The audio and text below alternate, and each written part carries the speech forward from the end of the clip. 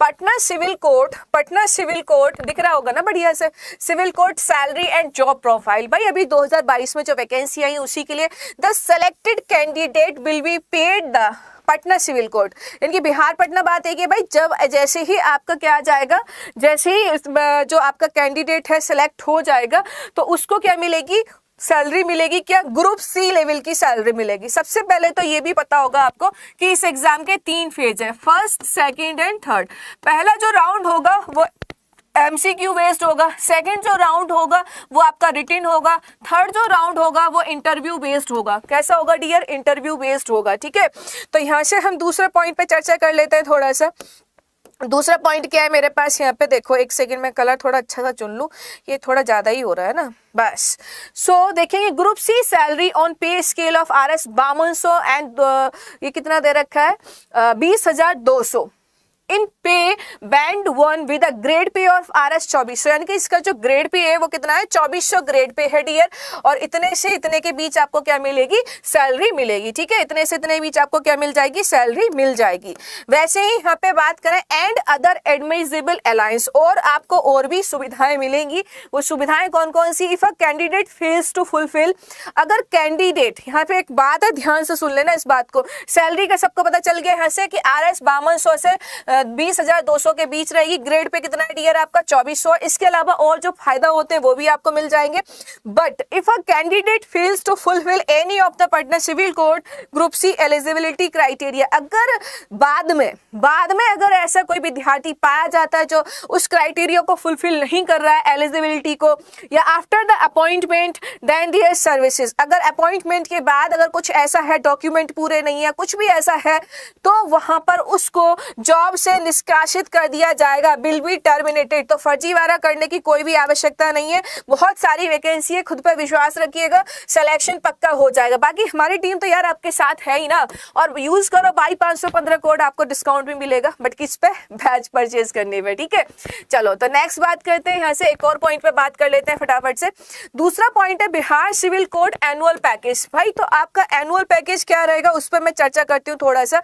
देखिए group C annual package of the post will be RS 60,000 to 2.4 lakh per annum, यानी कि अच्छा खासा है, बहुत बढ़िया है भैया, इतना क्या कम है, इतने टाइम से वैकेंसी नहीं है, सोचो प्योन, और इतनी अच्छी उसमें अवसर भी है भाई। मैक्सिमम एज जो है उसमें 37 साल तक का दे रखा है, ठीक है। और आपका अकॉर्डिंग टू कैटेगरी वाइज भी रिलैक्सेशन मिल जाता है, तो क्या बुरा है, क्या बुरा है। इतने टाइम से अगर सिलेक्शन नहीं हो पा रहा है किसी में, तो आप इस फॉर्म को फिल कर दो, और अच्छा वाला 2.4 लाख का क्या मिल रहा है आपको, पैकेज मिल रहा है। After the completion of the probation period, यानी कि देखो होगा क्या, शुरू में आपको प्रोबेशन पीरियड यानी कि आपको कुछ ट्रेनिंग्स भी दी जाती है, तो उस प्रोबेशन पीरियड को कंप्लीट करने के बाद, उसी को जो ट्रेनिंग्स दी जाती है ना, उसी को प्रोबेशन पीरियड कहते हैं।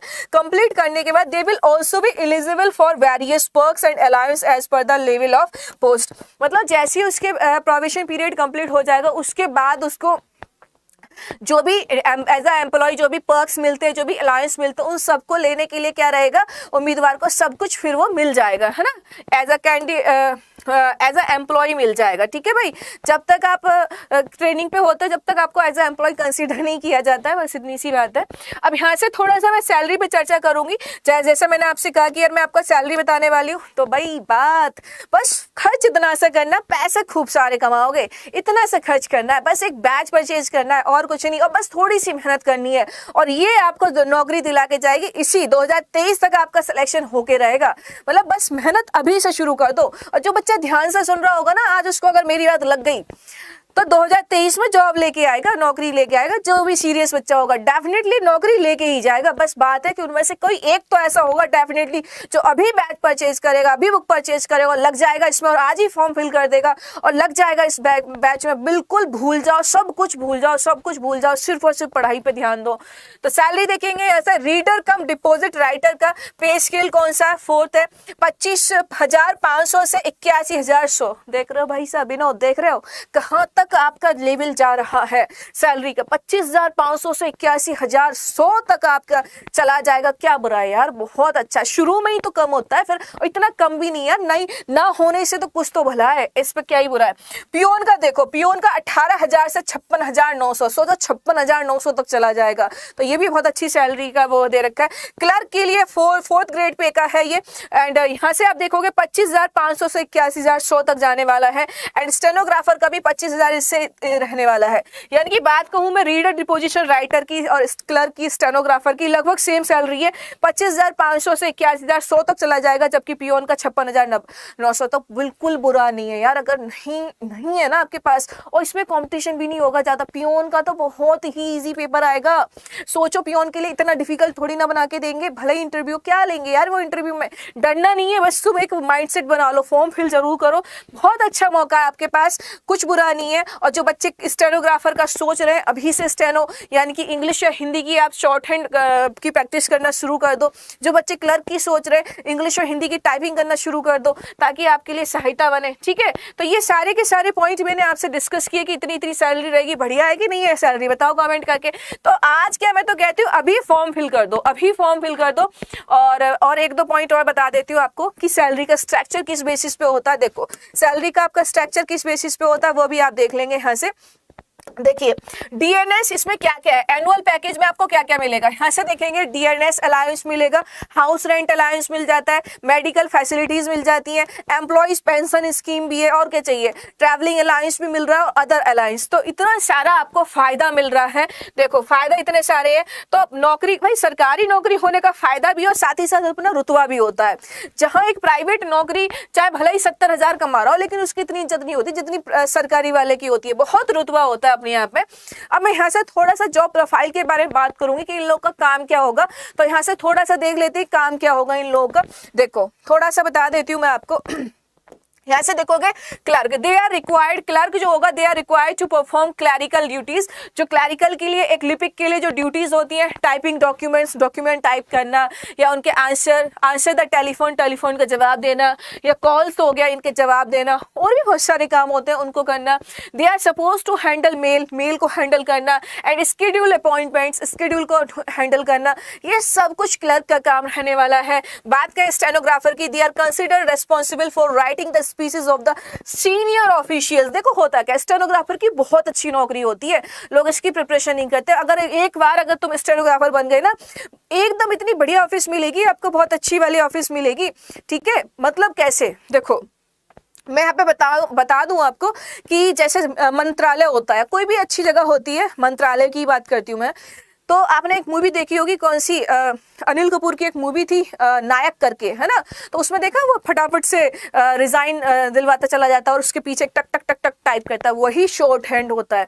मतलब जो स्पीड में बोल रहा है उसको कोड में बहुत छोटा करके लिख लेते हैं। जैसे प्रधानमंत्री की स्पीच हो गई या किसी मंत्री की स्पीच हो गई, उसको कम शब्दों में लिखना होता है, वही शॉर्ट हैंड होती है। तो उसको अगर एक बार सीख लिया तो बैठेगी नौकरी, मजे की, बहुत ज्यादा कुछ करना नहीं होता है। तो राइटिंग द स्पीचेस, वही बोल रहा है ना, स्पीच को लिखना अपने शॉर्ट में, ऑफ द सीनियर ऑफिशियल्स का। They are required to attend the press conference, देख लो वही हो गया, प्रेस कॉन्फ्रेंस को अटेंड करेंगे, and jot down all the mini details of the conference में जितना भी डिटेल दी होगी उसको फटाफट से उनको लिखना होता है, ये स्टेनोग्राफर का काम होता है। पियोन का, they are required to coordinate the maintenance of the office, उनको क्या करना होगा, जो भी ऑफिस होगा उसका मेंटेनेंस का ध्यान रखना होगा, इक्विपमेंट सब चीजों का। They are responsible for attending to the bell of the senior officials, है ना, जो ऑफिशियल्स होते हैं उनकी अटेंडिंग का भी उनको ध्यान रखना। बहुत सारे काम होते हैं, मल्टीपर्पज के काम होते हैं, उन सबका उनको ध्यान रखना होता है। ये सब जॉब प्रोफाइल है आपकी। तो ऐसा अच्छी बात है ना कि आपको एक अच्छा सा डिपार्टमेंट मिल रहा है जहाँ पे एक अच्छा रुतबा भी होगा, घर आओगे तो और ज्यादा इज्जत मिलेगी नौकरी मिलने के बाद, होता है कि नहीं होता है। अब हम यहाँ से बात करें कि ये नौकरी मिलेगी कैसे, आपको कैसे नौकरी मिलेगी और कैसे सिलेक्शन होगा, तो भाई हम आपके साथ, बिहार अड्डा की पूरी टीम आपके साथ बनी हुई है। हमारे बैचेस भी आ चुके हैं उतनी स्पीड में जितनी स्पीड में इसकी वैकेंसी आई है। अगर मैं बात करूँ रिद्धि, तो रिद्धि बैच आ चुका है 5,999 का डियर। ये चारों पोस्ट के लिए, क्लर्क हो गया, स्टेनोग्राफर हो गया, रीडर हो गया, पियोन। अगर आप चारों पोस्ट पे अप्लाई करना चाहते हैं तो बिल्कुल कर सकते हैं, घबराना नहीं है, चारों पोस्ट पे आप अप्लाई कर सकते हो, ठीक है। और इसका कॉस्ट प्राइस क्या है 5,999। अगर आप इस पे 22,515 कोड लगाओगे तो डियर ये आपको पड़ेगा 1,389.77 रुपीज का, 1,389 यानी कि 1,390 रुपए का पड़ेगा लगभग।